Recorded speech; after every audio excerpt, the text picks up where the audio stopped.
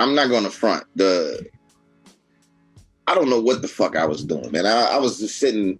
I had a by myself meeting, and I prayed on it. I was like, God, bring me something. You know what I mean? Bring me something.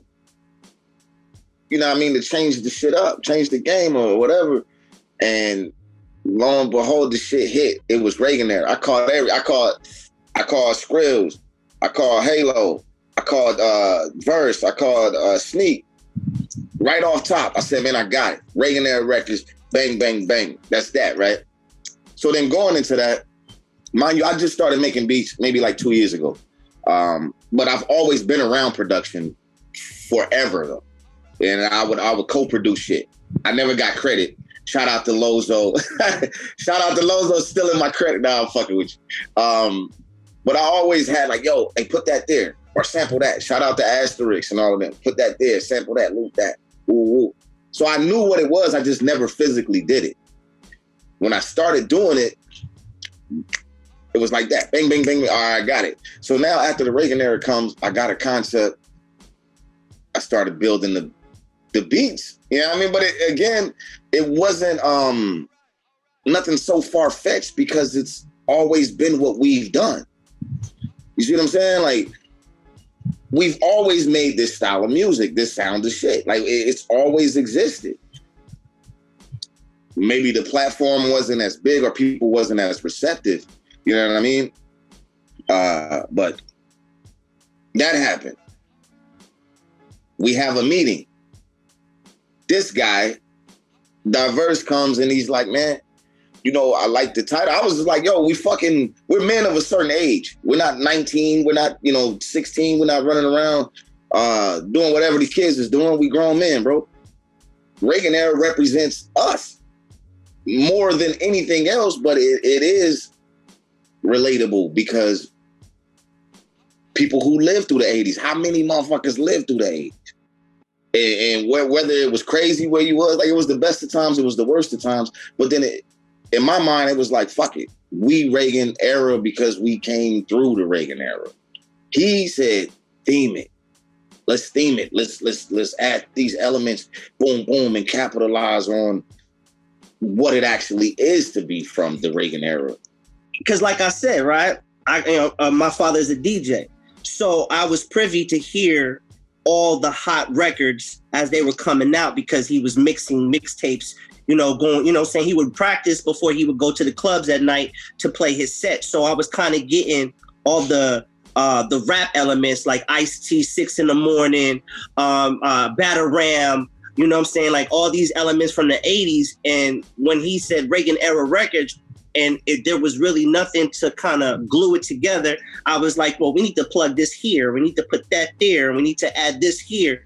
And then it started to form. You know what I'm saying? It started to form. Like now that he's already laid the blueprint down for that first Reagan Era Records, like going into the next project, the more elements of the 80s is going to come out. And it should be nostalgic. It should be relatable because regardless, but fresh still too, though. Right. But regardless if, let's say you're 20, 30, or 40, and you're a rapper, you can take elements from it because where's everybody getting their elements, their rules of the game from?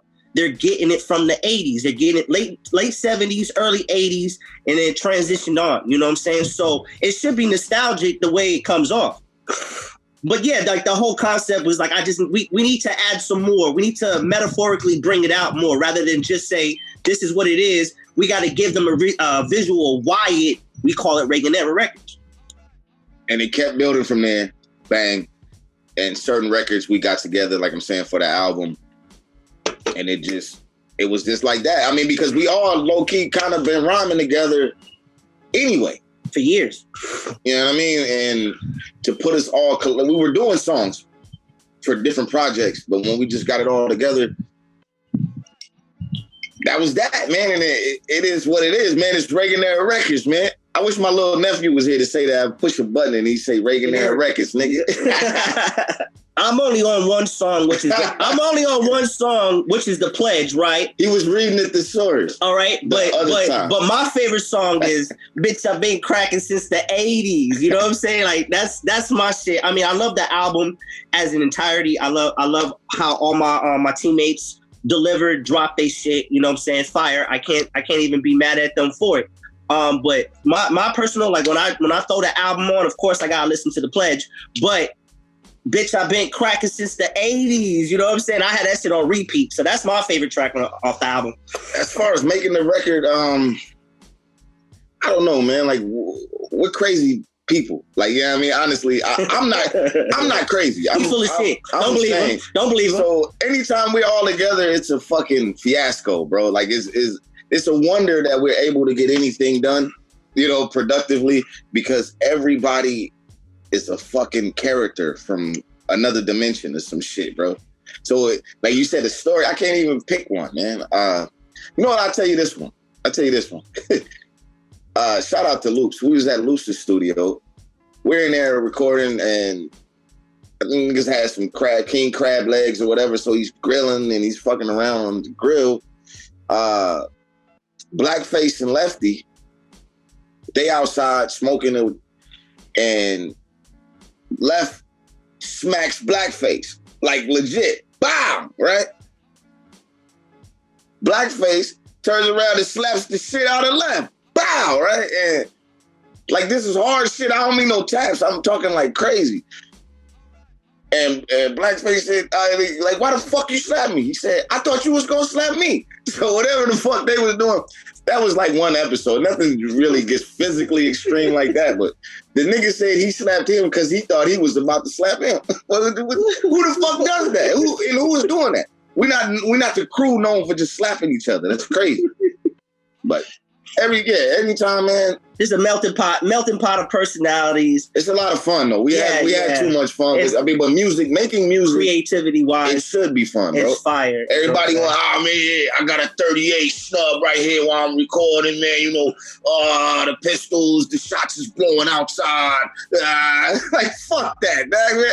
I want to have a good time, man, with a few ladies around, some drinks. Let's get the beats going and fucking comedy, dog. What's better than laughing? Besides, you know, having sex, you know what I'm saying? But I like to have a good time, bro.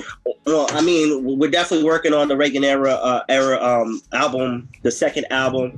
And then, I mean, individually, we all got projects. I got a project that I'm working on called Spoons and Syringes right now. So selfless plug by Diverse. And all the beats and production by Gunny Sinatra.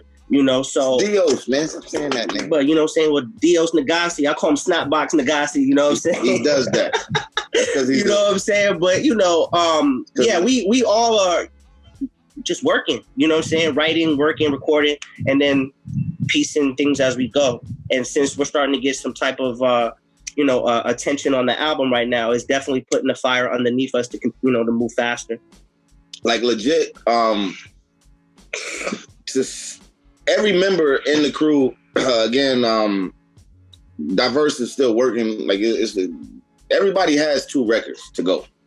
That was just like a prerequisite. If 2 or more, you see what I'm saying? Because we're not trying to fucking flash in the pan this shit. You see what I'm saying? Like, I want motherfuckers to get tired. I want to be doing something. You're like, I can't do another interview with the motherfuckers. I already did 5 interviews. How many projects are they gonna do? You see what I'm saying? Like, that's it though, man. Keep putting the music out, keep quality shit. What I want to hear, not me personally, but if I wasn't doing this music, this would be some shit that I would want to hear. You know what I mean? And shout out to everybody who keeps hip hop alive and the right kind of. I mean, there's no wrong kind. Don't get me wrong. I mean, maybe there is. I don't want to disrespect anybody, but I'm just saying, where the shit started from, it should still be room for that in the industry. As everybody's doing whatever the fuck they doing, you know, now we're jumping off of roofs. That's the new thing. Wherever it came from, it should still have room for that, dog. Don't ever X out where the shit came from. You see what I'm saying? No, y'all, we don't accept boom bap music here. We don't play that. Why the fuck not? What do you mean? You wouldn't have a fucking hip hop station if it wasn't for that. We can't play no KRS or no EPMD. We don't play that shit. That shit old. That's crazy. Shit fly. Yo, Jerry Graham, shout out Jerry Graham, man. Nigga's crazy. He should be with Reagan Era. He should have always been with us. The nigga last name is Grams. What the fuck is that? What was his parents thinking? Grams.